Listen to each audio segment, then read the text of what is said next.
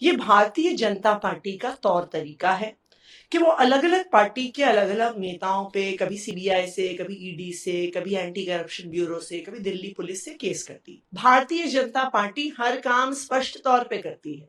वो ईडी को नेताओं के पीछे स्पष्ट तौर पर लगाती है। देखिए, कल विभव कुमार जी ने एक डिटेल्ड कंप्लेंट दिल्ली पुलिस को दी है।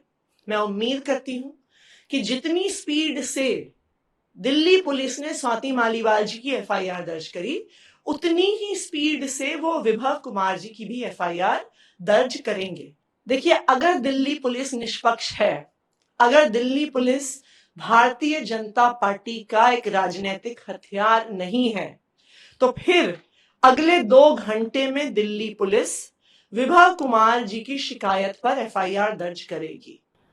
देखिए, आपको समझना होगा कि भारतीय जनता पार्टी किस तरह से साजिश करती है।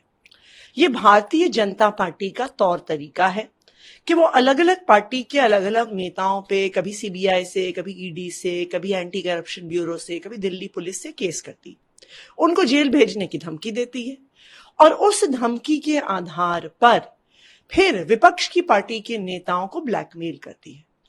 अगर आप स्वाति मालीवाल जी वाला इंसिडेंट भी देखिए, स्वाति मालीवाल जी पर एंटी करप्शन ब्यूरो का एक रिक्रूटमेंट स्कैम का केस चल रहा है कि डीसीडब्ल्यू में गलत तरीके से कॉन्ट्रैक्चुअल एम्प्लॉयज को रिक्रूट किया गया।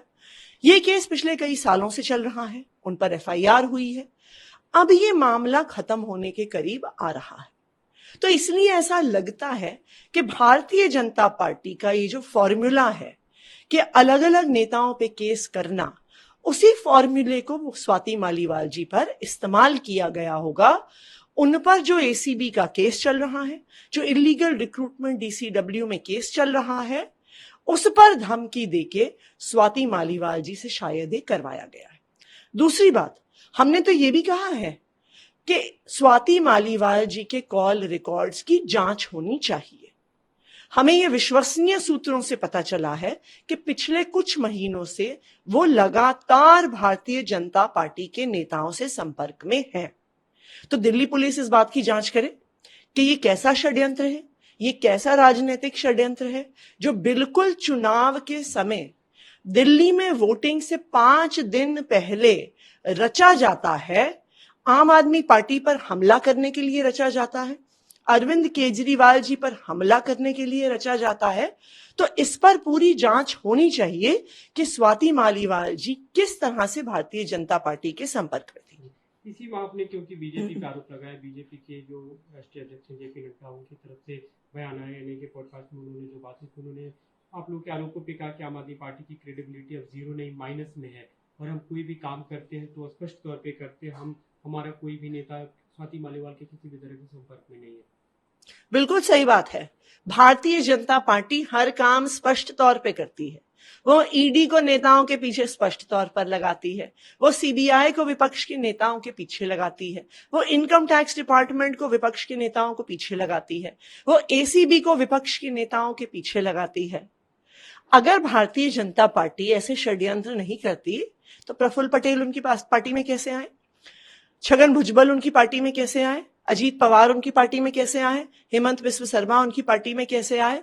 ये तो बिल्कुल साफ साफ उदाहरण है कि किस तरह से ED, CBI, anti corruption bureau, income tax department को, इकोनॉमिक ऑफेंसेस विंग को इस्तेमाल किया गया विपक्ष के पार्टी के नेताओं पर स्क्रू टाइट करने के लिए, उनको ब्लैकमेल करने के लिए और भारतीय जनता पार्टी में लाने के लिए। उसी तरह से स्वाति मालीवाल जी वाले मामले में भी बिल्कुल यही फॉर्मूला अपनाया गया है। स्वाति मालीवाल जी पर केस होता है, एंटी करप्शन ब्यूरो द्वारा होता है, एफआईआर होती है, उसकी जांच हो रही है और उसके माध्यम से स्वाति मालीवाल जी से यह षड्यंत्र रचाया जाता है। स्वाति मालीवाल जी को षड्यंत्र का मोहरा बनाया जाता है, जस्ट चुनाव से पहले बनाया जाता है। और अब मैं फिर से कह रही हूं कि निष्पक्ष जांच हो जाए कि कौन किसके संपर्क में था, भारतीय जनता पार्टी के किस नेताओं से स्वाति मालीवाल जी मिली, कब मिली, फोन पे क्या बात हुई, व्हाट्सएप पे क्या संपर्क रहा, इस पे जांच हो जाए तो दूध का दूध, पानी का पानी हो जाएगा। इस मामले में जो विभव कुमार है, उनकी तरफ से कंप्लेंट फाइल की गई, कल क्रॉस कंप्लेंट, उसमें उन्होंने अपनी तरफ से पूरी दलीलें दी हैं कि जिस तरह से स्वाति मालीवाल ने सिक्योरिटी ब्रीच को वहाँ पे रकस क्रिएट किया और एक तरह से अपशब्दों का भी प्रयोग किया। देखिए, कल विभव कुमार जी ने एक डिटेल्ड कंप्लेंट दिल्ली पुलिस को दी है। मैं उम्मीद करती हूं कि जितनी स्पीड से दिल्ली पुलिस ने स्वाति मालीवाल जी की एफआईआर दर्ज करी, उतनी ही स्पीड से वो विभव कुमार जी की भी एफआईआर दर्ज करेंगे। उनकी स्पीड में कोई डिले नहीं होगा, क्योंकि विभव कुमार जी ने बहुत स्पष्ट तौर पे अपनी कंप्लेंट में बताया है कि किस तरह से जोर जबरदस्ती करके, सिक्योरिटी वालों से लड़ाई झगड़ा करके स्वाति मालीवाल जी 13 मई को सुबह सुबह सीएम आवास में घुस गई। सवाल तो यह आता है, क्या स्वाति मालीवाल जी को पता नहीं था कि मुख्यमंत्री से अपॉइंटमेंट के साथ मिला जाता है? क्यों वो लड़ाई झगड़ा करके पुलिस वालों से घर के अंदर घुसी? क्यों जब पुलिस वालों ने घर के बाहर के वेटिंग रूम में बैठाया तो वहां से उठ के घर के अंदर चली गई? क्यों ड्राइंग रूम में जाके बैठ गई? क्यों ड्राइंग रूम से घर के अंदर जाने की कोशिश कर रही थी? ये कोई सामान्य घटना नहीं है।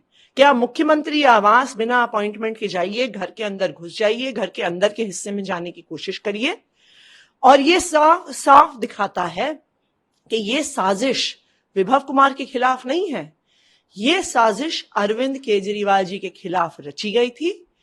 अरविंद केजरीवाल जी स्वाति मालीवाल जी से मिले नहीं, इसलिए वो आरोपों से बच गए।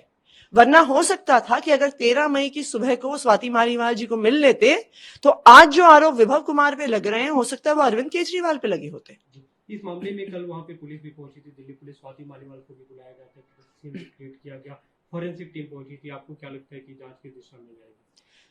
देखिए, अगर दिल्ली पुलिस निष्पक्ष है, अगर दिल्ली पुलिस भारतीय जनता पार्टी का एक राजनीतिक हथियार नहीं है, तो फिर अगले 2 घंटे में दिल्ली पुलिस विभव कुमार जी की शिकायत पर एफआईआर दर्ज करेगी, ट्रेसपासिंग का एफआईआर दर्ज करेगी, धमकाने का एफआईआर दर्ज करेगी, सिक्योरिटी ब्रीच का एफआईआर दर्ज करेगी, असॉल्ट का एफआईआर दर्ज करेगी।